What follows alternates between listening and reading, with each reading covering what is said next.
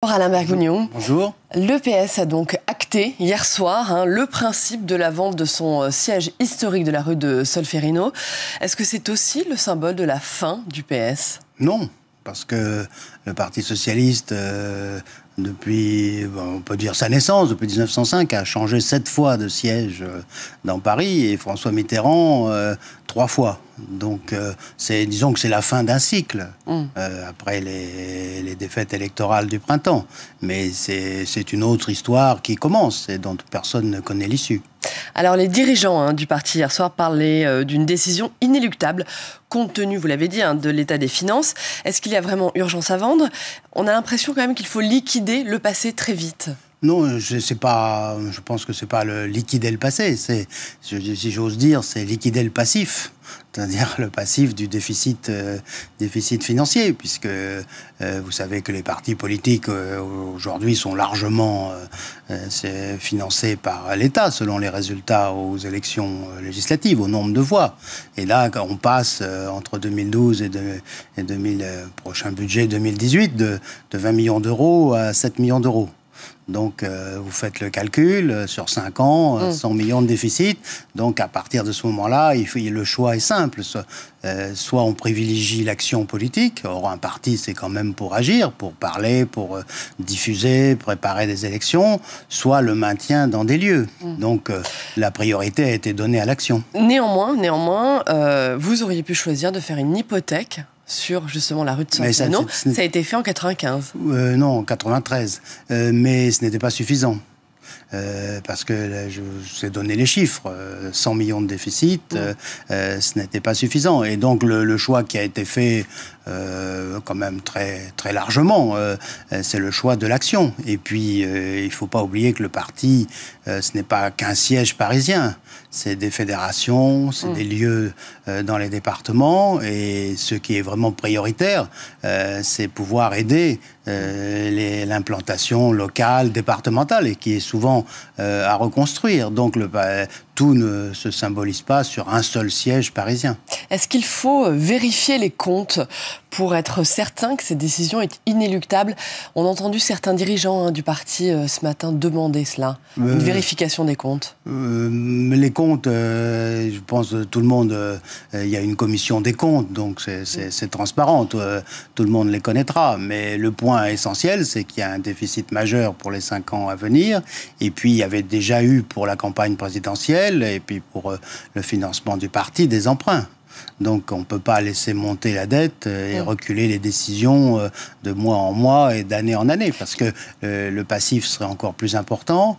Et franchement, c'est l'action politique décentralisée qui est majeure. Qui a pris cette décision ? Est-ce que c'est Jean-Christophe Cambadélis ? Je rappelle que vous étiez présent hier soir au Bureau national au moment où la décision a été annoncée. Oui, et Jean-Christophe Cambadélis, il y a eu un débat au Bureau national sur le rapport du trésorier, évidemment. Mais c'est lui qui est encore jusqu'au 30 septembre premier secrétaire, et il a pris la responsabilité sur ses épaules de proposer cette décision. Et je crois qu'il a manifesté là un courage certain. Est-ce qu'il faut que cette vente, la décision de cette vente, soit entérinée par le Conseil national ou même un vote militant ? On parle d'un vote lors du Conseil national du 30 septembre. Mais formellement, ce n'est pas nécessaire. Parce qu'à la limite, s'il fallait un vote, ça serait le vote des militants. Donc il faudrait attendre le prochain congrès. Justement, je ne pense pas que formellement, ça n'est pas nécessaire. Symboliquement, mais ça ne s'est jamais produit. Lorsque François Mitterrand a décidé de quitter la cité Malesherbes pour aller 7 bis place du Palais Bourbon, il a demandé à personne, il n'y a pas eu de vote. Et quand Léon Blum est parti entre les deux guerres vers la rue Victor Massé, il n'y a pas eu de vote non plus. C'est la responsabilité d'une direction d'utiliser les moyens du parti. Alors justement, pourquoi François Mitterrand a choisi de s'installer rue de Solferino en 1980 ? Il avait d'abord choisi la place du Palais Bourbon. Et ça veut tout dire. C'est-à-dire que pour François Mitterrand, et là on était dans les années 70, qui était un grand parlementaire, ce qui comptait, c'était la proximité de l'Assemblée nationale.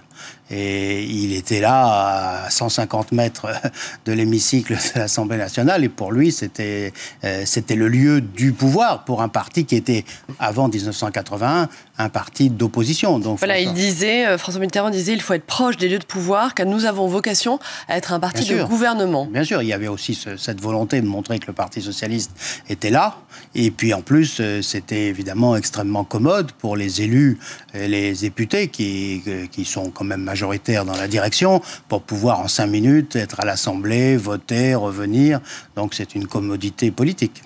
Mais alors pourquoi juge-t-on que 40 ans plus tard, c'est une adresse trop bourgeoise, la rue de Solferino, pour un parti de gauche? Oui, là, je crois que c'est... Ce qu'on entend beaucoup. Oui, je crois que là, si j'ose dire, c'est une mauvaise manière de poser la question. Parce que ce qui intéresse les Français, c'est pas le lieu, c'est l'action, c'est le bilan, c'est les propositions, c'est l'incarnation, mais un lieu n'a jamais fait un parti. Même si au bout d'un certain nombre de décennies, il y a une identification un peu sentimentale et médiatique. C'est le cas, justement, oui, avec bien le Parti sûr, socialiste et la rue de Solferino. Bien sûr, mais autrefois, c'était la cité Malesherbes. Et le Parti socialiste a quitté la cité Malesherbes. Il y avait une nostalgie des anciens, mais ça ne l'a pas empêché de gagner les élections en 1981. Donc les lieux sont importants, mais ne sont quand même pas l'essentiel. Alors beaucoup jugent justement que ça va permettre au parti de quitter le 7e arrondissement de Paris pour une adresse et un siège qui serait, on va le dire, un peu moins tapageur, plus proche des valeurs de gauche. Oui, mais encore une fois, là, je crois que c'est une mauvaise analyse. C'est pas le siège qui est tapageur. Dans ce siège, on a gagné, on a perdu, et les Français, ce qui est important pour eux, c'est l'action, le bilan, l'image, l'incarnation. Déjà, Ségolène Royal, à l'époque, en une minute, avait proposé ça. Alors, on peut considérer que ça comme un instrument de communication, mais franchement, c'est pas l'essentiel. Et si on fait une mauvaise politique dans un lieu et dans un quartier populaire, ça ne changera absolument rien au résultat. Et je voudrais pas être trop cruel, mais prendre d'autres exemples, le siège de parti dans des quartiers populaires et qui n'ont pas enrayer leurs difficultés. Mais symboliquement, où sera le prochain siège? Est-ce que vous en avez parlé hier soir? Oui, mais ça sera dans Paris. Vous en avez parlé hier soir? Oui, ça sera dans Paris, mais pour l'instant... dans Paris, pas en proche banlieue? Ça dépend de ce qu'on appelle la proche banlieue. Enfin, tout ce qui est joignable par métro, quoi. Donc, et dans un arrondissement populaire, j'imagine? On verra bien. Pour l'instant, la décision, le choix n'a pas été fait. Il faut quand même prospecter, il faut d'abord vendre avant d'acheter. C'est l'économie familiale, mais c'est quand même important. Et puis, il faut prospecter. Pour l'instant, il n'y a pas de décision prise. Stéphane Le Foll s'est dit ce matin très triste.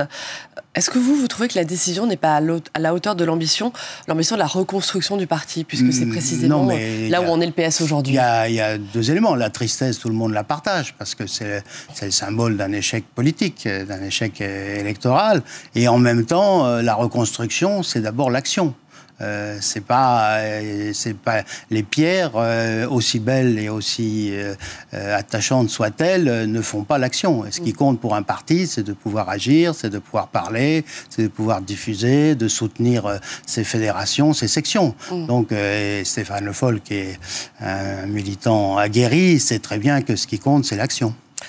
40 ans, rue de Solferino, si vous deviez, ne retenir qu'une seule chose, la rue de Solferino, ça serait quoi? Un seul souvenir? Il y a deux souvenirs qui sont liés à un même personnage, au François Mitterrand. Il y a le souvenir de la victoire de 81, la nuit de 81, et puis il y a le souvenir du départ. Vous y étiez?